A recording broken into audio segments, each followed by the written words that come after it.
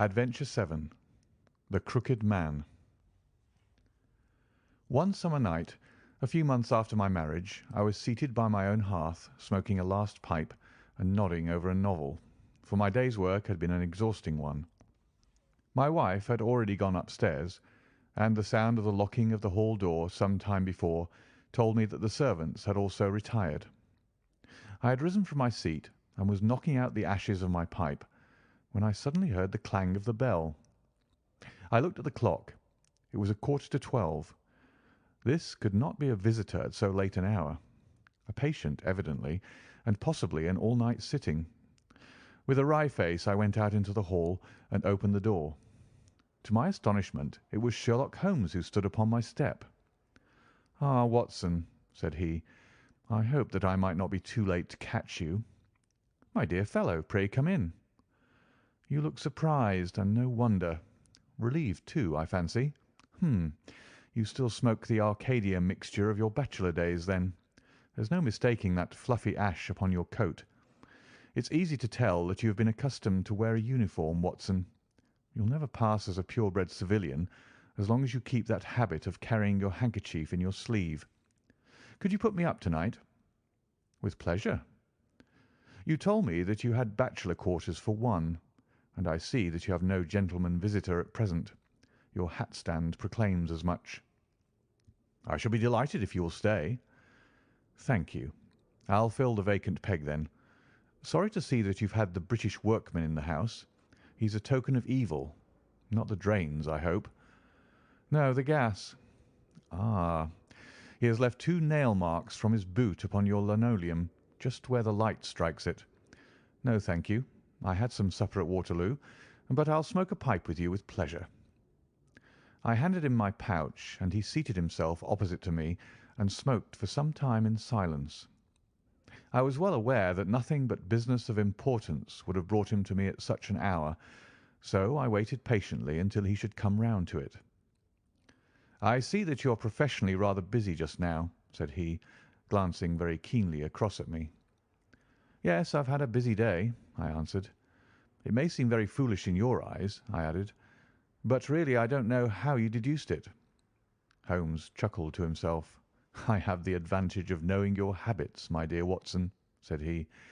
"When your round is a short one, you walk, and when it is a long one, you use a hansom. As I perceive that your boots, although used, are by no means dirty, I cannot doubt that you are at present busy enough to justify the hansom." "Excellent!" I cried. "Elementary," said he. "It is one of those instances where the reasoner can produce an effect which seems remarkable to his neighbour, because the latter has missed the one little point which is the basis of the deduction. The same may be said, my dear fellow, for the effect of some of these little sketches of yours, which is entirely meretricious, depending as it does upon your retaining in your own hands some factors in the problem which are never imparted to the reader. Now, at present, I am in the position of these same readers, for I hold in this hand several threads of one of the strangest cases which ever perplexed a man's brain, and yet I lack the one or two which are needful to complete my theory. But I'll have them, Watson. I'll have them." His eyes kindled, and a slight flush sprang into his thin cheeks. For an instant only. When I glanced again, his face had resumed that Red Indian composure which had made so many regard him as a machine rather than a man.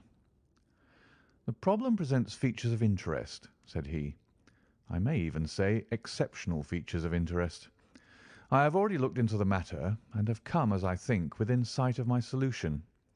If you could accompany me in the last step, you might be of considerable service to me."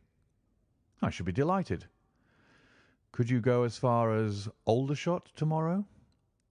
"I have no doubt Jackson would take my practice." "Very good. I want to start by the 11:10 from Waterloo." "That would give me time." "Then, if you're not too sleepy, I will give you a sketch of what has happened and of what remains to be done." "I was sleepy before you came. I'm quite wakeful now." "I will compress the story as far as may be done without omitting anything vital to the case. It is conceivable that you may even have read some account of the matter. It is the supposed murder of Colonel Berkeley of the Royal Munsters at Aldershot which I am investigating." "I've heard nothing of it." "It has not excited much attention yet, except locally. The facts are only 2 days old. Briefly, they are these. The Royal Munsters is, as you know, one of the most famous Irish regiments in the British Army. It did wonders both in the Crimea and the Mutiny, and has since that time distinguished itself upon every possible occasion.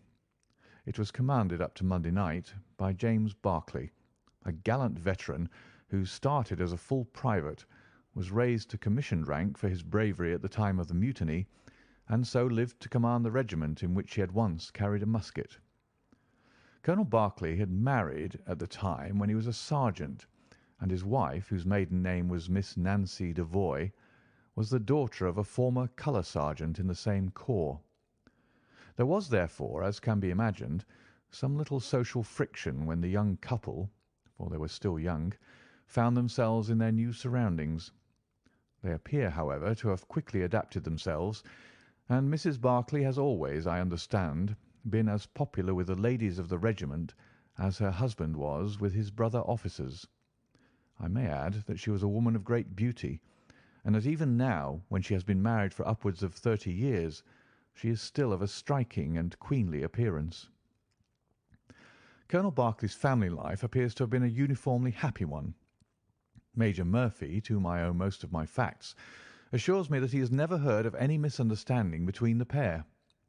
On the whole, he thinks that Berkeley's devotion to his wife was greater than his wife's to Berkeley. He was acutely uneasy if he were absent from her for a day. She, on the other hand, though devoted and faithful, was less obtrusively affectionate. But they were regarded in the regiment as the very model of a middle-aged couple. There was absolutely nothing in their mutual relations to prepare people for the tragedy which was to follow. Colonel Berkeley himself seems to have had some singular traits in his character. He was a dashing, jovial old soldier in his usual mood, but there were occasions on which he seemed to show himself capable of considerable violence and vindictiveness. This side of his nature, however, appears never to have been turned towards his wife. Another fact which had struck Major Murphy and 3 out of 5 of the other officers with whom I conversed was the singular sort of depression which came upon him at times. As the Major expressed it, the smile had often been struck from his mouth as if by some invisible hand when he has been joining the gaieties and chaff of the mess table. For days on end, when the mood was on him, he has been sunk in the deepest gloom. This, and a certain tinge of superstition, were the only unusual traits in his character which his brother officers had observed. The latter peculiarity took the form of a dislike to being left alone, especially after dark. This puerile feature, in a nature which was conspicuously manly, had often given rise to comment and conjecture.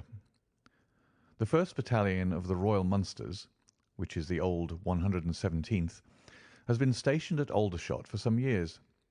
The married officers live out of barracks, and the colonel has during all this time occupied a villa called Lachine, about half a mile from the North Camp. The house stands in its own grounds, but the west side of it is not more than 30 yards from the high road. A coachman and 2 maids form the staff of servants. These, with their master and mistress, were the sole occupants of Lachine, for the Berkeleys had no children, nor was it usual for them to have resident visitors. Now for the events at Lachine between 9 and 10 on the evening of last Monday. Mrs. Berkeley was, it appears, a member of the Roman Catholic Church, and had interested herself very much in the establishment of the Guild of St. George, which was formed in connection with the Watt Street Chapel for the purpose of supplying the poor with cast-off clothing. A meeting of the Guild had been held that evening at 8, and Mrs. Berkeley had hurried over her dinner in order to be present at it. When leaving the house, she was heard by the coachman to make some commonplace remark to her husband, and to assure him that she would be back before very long. She then called for Miss Morrison, a young lady who lives in the next villa, and the two went off together to their meeting. It lasted 40 minutes, and at 9:15 Mrs. Berkeley returned home, having left Miss Morrison at her door as she passed. There's a room which is used as a morning room at Lachine. This faces the road and opens by a large glass folding door onto the lawn. The lawn is 30 yards across and is only divided from the highway by a low wall with an iron rail above it. It was into this room that Mrs. Barclay went upon her return. The blinds were not down, for the room was seldom used in the evening, but Mrs. Barclay herself lit the lamp and then rang the bell, asking Jane Stewart, the housemaid, to bring her a cup of tea, which was quite contrary to her usual habits. The colonel had been sitting in the dining-room, but hearing that his wife had returned, he joined her in the morning-room. The coachman saw him cross the hall and enter it. He was never seen again alive. The tea which had been ordered was brought up at the end of 10 minutes, but the maid, as she approached the door, was surprised to hear the voices of her master and mistress in furious altercation. She knocked without receiving any answer, and even turned the handle, but only to find that the door was locked upon the inside. Naturally enough, she ran down to tell the cook, and the two women with the coachman came up into the hall and listened to the dispute which was still raging. They all agreed that only two voices were to be heard, those of Barclay and of his wife. Barclay's remarks were subdued and abrupt, so that none of them were audible to the listeners. The ladies, on the other hand, were most bitter, and when she raised her voice could be plainly heard. "You coward!" she repeated over and over again. "What can be done? What can be done now? Give me back my life. I will never so much as breathe the same air with you again, you coward! You coward!" Those were scraps of her conversation, ending in a sudden, dreadful cry in the man's voice, with a crash and a piercing scream from the woman. Convinced that some tragedy had occurred, the coachman rushed to the door and strove to force it, while scream after scream issued from within. He was unable, however, to make his way in, and the maids were too distracted with fear to be of any assistance to him. A sudden thought struck him, however, and he ran through the hall door and round to the lawn, upon which the long French windows open. One side of the window was open, which I understand was quite usual in the summer-time, and he passed without difficulty into the room. His mistress had ceased to scream, and was stretched insensible upon a couch, while with his feet tilted over the side of an armchair, and his head upon the ground near the corner of the fender, was lying the unfortunate soldier, stone dead, in a pool of his own blood. Naturally, the coachman's first thought, on finding that he could do nothing for his master, was to open the door. But here an unexpected and singular difficulty presented itself. The key was not in the inner side of the door, nor could he find it anywhere in the room. He went out again, therefore, through the window, and having obtained the help of a policeman and of a medical man, he returned. The lady, against whom naturally the strongest suspicion rested, was removed to her room, still in a state of insensibility. The colonel's body was then placed upon the sofa, and a careful examination made of the scene of the tragedy. The injury from which the unfortunate veteran was suffering was found to be a jagged cut some 2 inches long at the back part of his head, which had evidently been caused by a violent blow from a blunt weapon. Nor was it difficult to guess what that weapon may have been.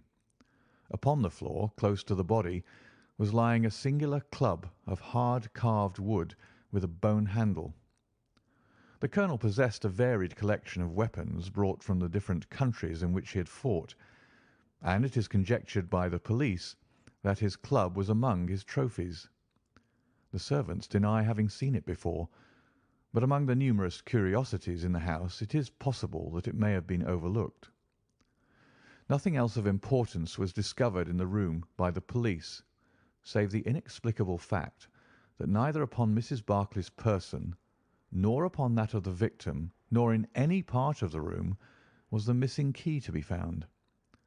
The door had eventually to be opened by a locksmith from Aldershot.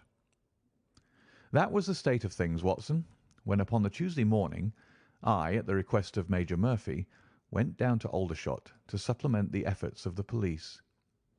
I think that you will acknowledge that the problem was already one of interest, but my observations soon made me realize that it was in truth much more extraordinary than would at first sight appear. Before examining the room, I cross-questioned the servants, but only succeeded in eliciting the facts which I have already stated. One other detail of interest was remembered by Jane Stewart, the housemaid. You will remember that on hearing the sound of the quarrel, she descended and returned with the other servants. On that first occasion, when she was alone, she says that the voices of her master and mistress were sunk so low that she could hear hardly anything, and judged by their tones rather than their words that they had fallen out. On my pressing her, however, she remembered that she heard the word David uttered twice by the lady. The point is of the utmost importance as guiding us towards the reason of the sudden quarrel. The colonel's name, you remember, was James. There was one thing in the case which had made the deepest impression both upon the servants and the police. This was the contortion of the colonel's face. It had set, according to their account, into the most dreadful expression of fear and horror which a human countenance is capable of assuming. More than one person fainted at the mere sight of him, so terrible was the effect. It was quite certain that he had foreseen his fate, and that it had caused him the utmost horror. This, of course, fitted in well enough with the police theory. If the colonel could have seen his wife making a murderous attack upon him. Nor was the fact of the wound being on the back of his head a fatal objection to this, as he might have turned to avoid the blow. No information could be got from the lady herself, who was temporarily insane from an acute attack of brain fever. From the police I learned that Miss Morrison, who you remember went out that evening with Mrs. Barclay, denied having any knowledge of what it was which had caused the ill humour in which her companion had returned. Having gathered these facts, Watson, I smoked several pipes over them, trying to separate those which were crucial from others which were merely incidental. There could be no question that the most distinctive and suggestive point in the case was the singular disappearance of the door key. A most careful search had failed to discover it in the room. Therefore, it must have been taken from it. But neither the colonel nor the colonel's wife could have taken it. That was perfectly clear. Therefore, a third person must have entered the room, and that third person could only have come in through the window. It seemed to me that a careful examination of the room and the lawn might possibly reveal some traces of this mysterious individual. You know my methods, Watson. There was not one of them which I did not apply to the inquiry, and it ended by my discovering traces, but very different ones from those which I had expected. There had been a man in the room, and he had crossed the lawn coming from the road. I was able to obtain 5 very clear impressions of his footmarks, one in the roadway itself, at the point where he had climbed the low wall, 2 on the lawn, and 2 very faint ones upon the stained boards near the window where he had entered. He had apparently rushed across the lawn, for his toe marks were much deeper than his heels. But it was not the man who surprised me. It was his companion. His companion? Holmes pulled a large sheet of tissue paper out of his pocket and carefully unfolded it upon his knee. "What do you make of that?" he asked. The paper was covered with the tracings of the footmarks of some small animal. It had 5 well-marked footpads, an indication of long nails, and the whole print might be nearly as large as a dessert spoon. "It's a dog," said I. "Did you ever hear of a dog running up a curtain?" I found distinct traces that this creature had done so. "A monkey, then?" "But it is not the print of a monkey." "What can it be, then?" "Neither dog nor cat nor monkey nor any creature that we are familiar with. I have tried to reconstruct it from the measurements. Here are 4 prints where the beast has been standing motionless.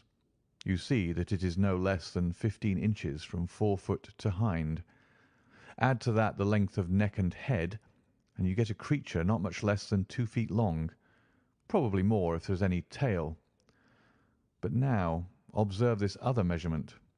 The animal has been moving, and we have the length of its stride. In each case it is only about 3 inches.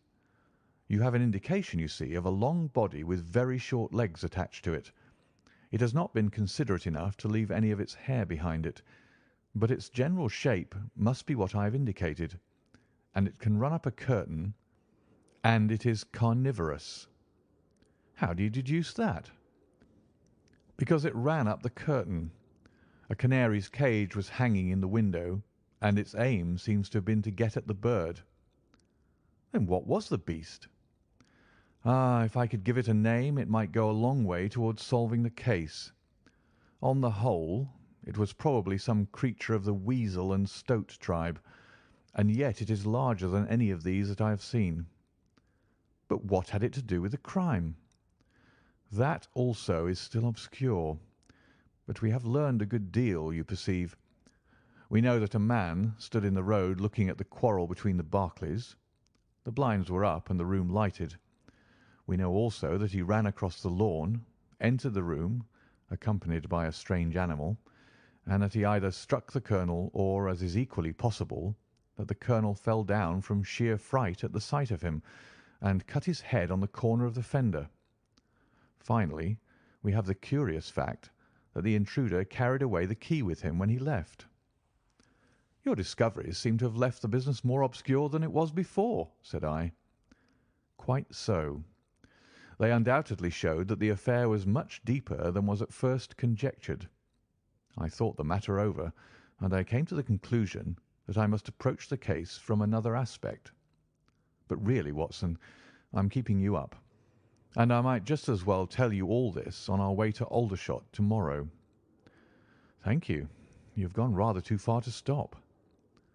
It is quite certain that when Mrs. Barclay left the house at 7:30, she was on good terms with her husband. She was never, as I think I've said, ostentatiously affectionate, but she was heard by the coachman chatting with the colonel in a friendly fashion. Now, it was equally certain that immediately on her return she had gone to the room in which she was least likely to see her husband, had flown to tea as an agitated woman will, and finally, on his coming in to her, had broken into violent recriminations. Therefore something had occurred between 7:30 and 9 o'clock which had completely altered her feelings towards him. But Miss Morrison had been with her during the whole of that hour and a half.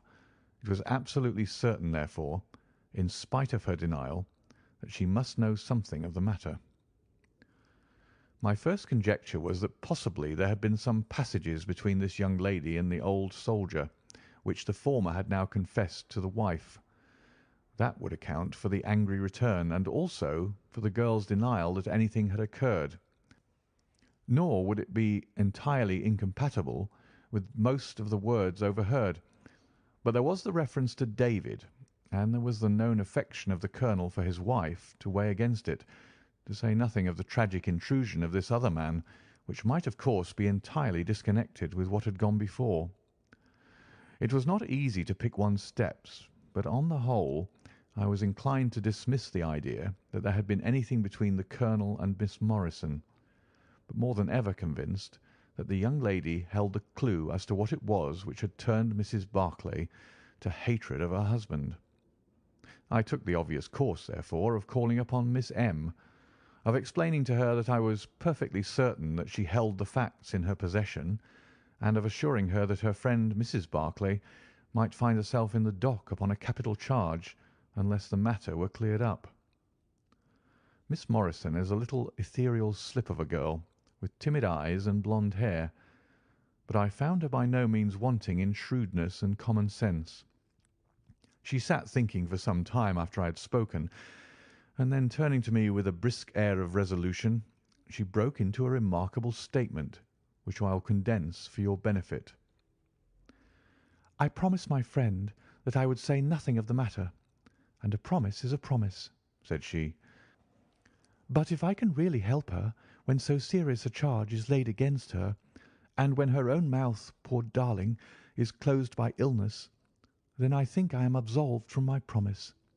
I will tell you exactly what happened upon Monday evening. We were returning from the Watt Street Mission about 8:45.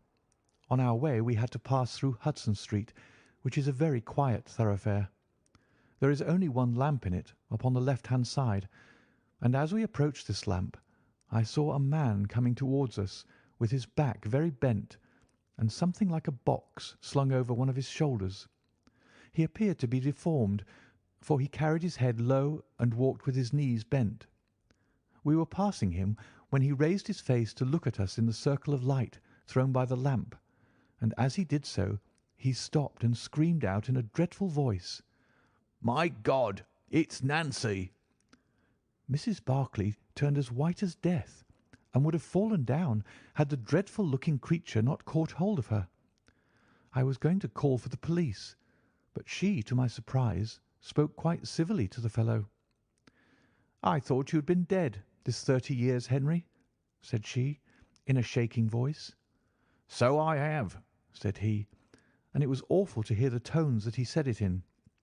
He had a very dark, fearsome face, and a gleam in his eyes that comes back to me in my dreams. His hair and whiskers were shot with grey, and his face was all crinkled and puckered like a withered apple. "Just walk on a little way, dear," said Mrs. Barclay. "I want to have a word with this man. There's nothing to be afraid of." She tried to speak boldly, but she was still deadly pale, and could hardly get her words out for the trembling of her lips. I did as she asked me, and they talked together for a few minutes. Then she came down the street with her eyes blazing, and I saw the crippled wretch standing by the lamp-post and shaking his clenched fists in the air as if he were mad with rage. She never said a word until we were at the door again, when she took me by the hand and begged me to tell no one what had happened. "It's an old acquaintance of mine who has come down in the world," said she. When I promised her I would say nothing, she kissed me, and I have never seen her since. I have told you now the whole truth, and if I withheld it from the police, it is because I did not realize then the danger in which my dear friend stood. I know that it can only be to her advantage that everything should be known." There was her statement, Watson, and to me, as you can imagine, it was like a light on a dark night. Everything which had been disconnected before began at once to assume its true place, and I had a shadowy presentiment of the whole sequence of events. My next step, obviously, was to find the man who had produced such a remarkable impression upon Mrs. Barclay. If he was still in Aldershot, it should not be a very difficult matter. There are not such a very great number of civilians, and a deformed man was sure to have attracted attention. I spent a day in the search, and by evening, this very evening, Watson, I had run him down. The man's name is Henry Wood, and he lives in lodgings in this same street in which the ladies met him. He has only been 5 days in the place. In the character of a registration agent, I had a most interesting gossip with his landlady. The man is by trade a conjurer and performer, going round the canteens after nightfall and giving a little entertainment at each. He carries some creature about with him in that box, about which the landlady seemed to be in considerable trepidation, for she had never seen an animal like it. He uses it in some of his tricks, according to her account. So much the woman was able to tell me, and also that it was a wonder the man lived, seeing how twisted he was, and that he spoke in a strange tongue sometimes, and that for the last 2 nights she had heard him groaning and weeping in his bedroom. He was all right as far as money went, but in his deposit he had given her what looked like a bad florin. She showed it to me, Watson, and it was an Indian rupee. So now, my dear fellow, you see exactly how we stand and why it is I want you. It is perfectly plain that after the ladies parted from this man he followed them at a distance, that he saw the quarrel between husband and wife through the window, that he rushed in, and that the creature which he carried in his box got loose. That is all very certain, but he is the only person in this world who can tell us exactly what happened in that room." "And you intend to ask him?" Most certainly, but in the presence of a witness. And I am the witness? If you will be so good. If he can clear the matter up, well and good. If he refuses, we have no alternative but to apply for a warrant. But how do you know he'll be there when we return? You may be sure that I took some precautions. I have one of my Baker Street boys mounting guard over him, who would stick to him like a burr, go where he might. We shall find him in Hudson Street tomorrow, Watson, and meanwhile I should be the criminal myself if I kept you out of bed any longer. It was midday when we found ourselves at the scene of the tragedy, and under my companion's guidance we made our way at once to Hudson Street. In spite of his capacity for concealing his emotions, I could easily see that Holmes was in a state of suppressed excitement, while I was myself tingling with that half-sporting, half-intellectual pleasure which I invariably experienced when I associated myself with him in his investigations. "This is the street," said he, as we turned into a short thoroughfare lined with plain two-storied brick houses. "Ah, here is Simpson to report." "He's in all right, Mr. Holmes," cried a small street Arab running up to us. "Good, Simpson," said Holmes, patting him on the head. "Come along, Watson. This is the house." He sent in his card with a message that he had come on important business, and a moment later we were face to face with the man whom we had come to see. In spite of the warm weather, he was crouching over a fire, and the little room was like an oven. The man sat all twisted and huddled in his chair, in a way which gave an indescribable impression of deformity, but the face which he turned towards us, though worn and swarthy, must at some time have been remarkable for its beauty. He looked suspiciously at us now out of yellow-shot, bilious eyes, and without speaking or rising, he waved towards two chairs. "Mr. Henry Wood, late of India, I believe," said Holmes affably. "I have come over this little matter of Colonel Berkeley's death." "What should I know about that?" "That's what I want to ascertain. You know, I suppose, that unless the matter is cleared up, Mrs. Berkeley, who is an old friend of yours, will in all probability be tried for murder." The man gave a violent start. "I don't know who you are," he cried, "nor how you come to know what you do know. But will you swear that this is true that you tell me?" "Why, they are only waiting for her to come to her senses to arrest her." "My God! Are you in the police yourself?" "No." "What business is it of yours, then?" "It's every man's business to see justice done." "You can take my word that she is innocent." "Then you are guilty." "No, I'm not." "Who killed Colonel James Berkeley, then?" "It was a just Providence that killed him. But mind you this, that if I had knocked his brains out, as it was in my heart to do, he would have had no more than his due from my hands. If his own guilty conscience had not struck him down, it is likely enough that I may have had his blood upon my soul. You want me to tell the story? Well, I don't know why I shouldn't, for there's no cause for me to be ashamed of it. It was in this way, sir. You see me now, with my back like a camel and my ribs all awry, but there was a time when Corporal Henry Wood was the smartest man in the 117th foot. We were in India then, in cantonments, at a place we'll call Burti. Berkeley, who died the other day, was sergeant in the same company as myself. And the belle of the regiment, aye, and the finest girl that ever had the breath of life between her lips, was Nancy Devoy, the daughter of the colour sergeant. There were two men who loved her, and one that she loved. And you'll smile when you look at this poor thing huddled before the fire, and hear me say that it was for my good looks that she loved me. Well, though I had her heart, her father was set upon her marrying Berkeley. I was a harum-scarum, reckless lad, and he had had an education and was already marked for the sword belt. But the girl held true to me, and it seemed that I would have had her when the mutiny broke out, and all hell was loose in the country. We were shut up in Burti, the regiment of us with half a battery of artillery, a company of Sikhs, and a lot of civilians and women folk. There were 10,000 rebels around us, and they were as keen as a set of terriers round a rat cage. About the second week of it our water gave out, and it was a question whether we could communicate with General Neill's column, which was moving up country. It was our only chance, for we could not hope to fight our way out with all the women and children, so I volunteered to go out and to warn General Neill of our danger. My offer was accepted, and I talked it over with Sergeant Barclay, who was supposed to know the ground better than any other man, and who drew up a route by which I might get through the rebel lines. At 10 o'clock the same night I started off upon my journey.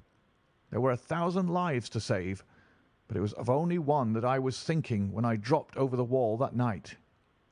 My way ran down a dried-up watercourse, which we hoped would screen me from the enemy's sentries. But as I crept round the corner of it, I walked right into 6 of them, who were crouching down in the dark, waiting for me.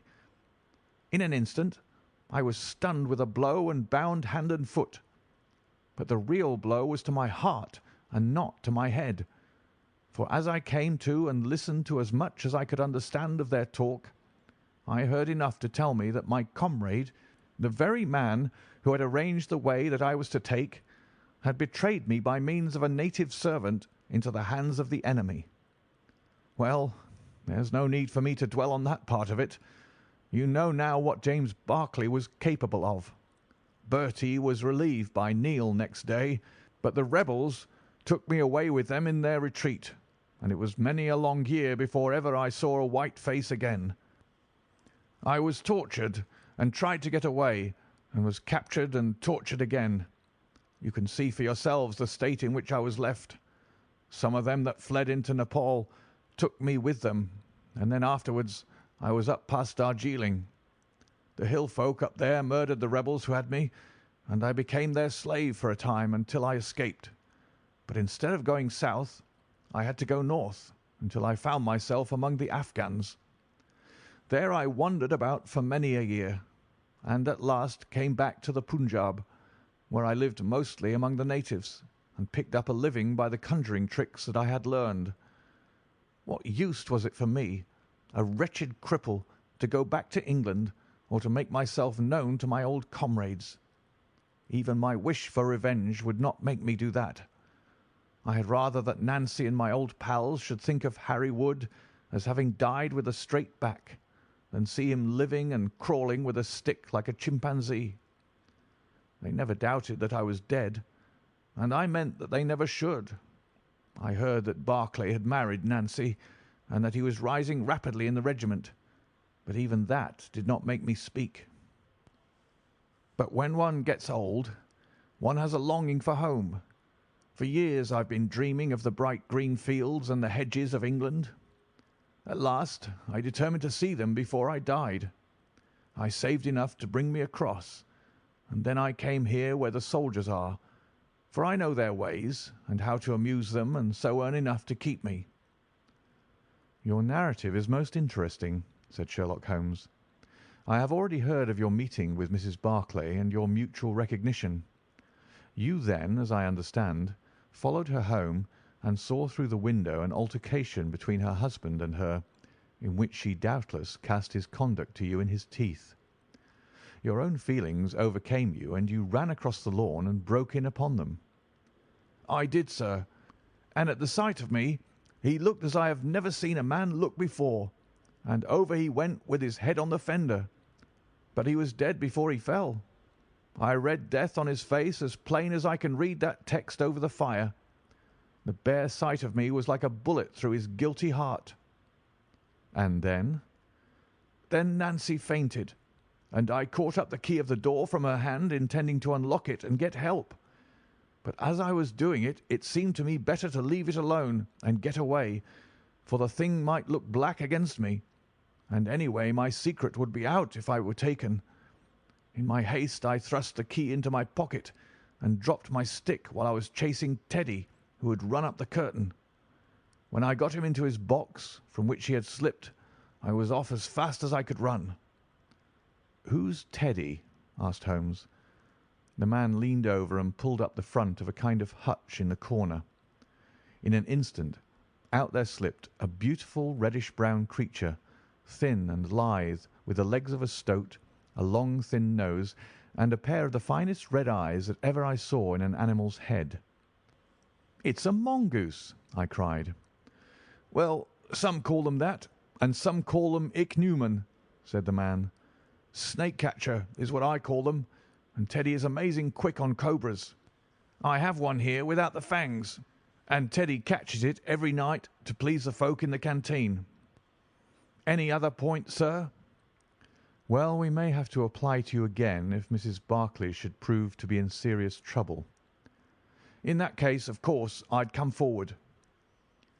"But if not, there is no object in raking up this scandal against a dead man, foully as he has acted. You have at least the satisfaction of knowing that for 30 years of his life his conscience bitterly reproached him for this wicked deed. Ah, there goes Major Murphy on the other side of the street. Good-bye, Wood. I want to learn if anything has happened since yesterday." We were in time to overtake the Major before he reached the corner. "Ah, Holmes," he said, "I suppose you've heard that all this fuss has come to nothing." "What then?" "The inquest is just over. The medical evidence shows conclusively that death was due to apoplexy. You see, it was quite a simple case after all." "Oh, remarkably superficial," said Holmes, smiling. "Come, Watson, I don't think we shall be wanted in Aldershot any more." "There's one thing," said I, as we walked down to the station. "If the husband's name was James and the other was Henry, what was this talk about David?" "That one word, my dear Watson, should have told me the whole story had I been the ideal reasoner which you are so fond of depicting. It was evidently a term of reproach." "Of reproach?" "Yes. David strayed a little occasionally, you know, and on one occasion in the same direction as Sergeant James Barclay. You remember the small affair of Uriah and Bathsheba. My biblical knowledge is a trifle rusty, I fear, but you will find the story in the 1st or 2nd of Samuel. End of The Crooked Man.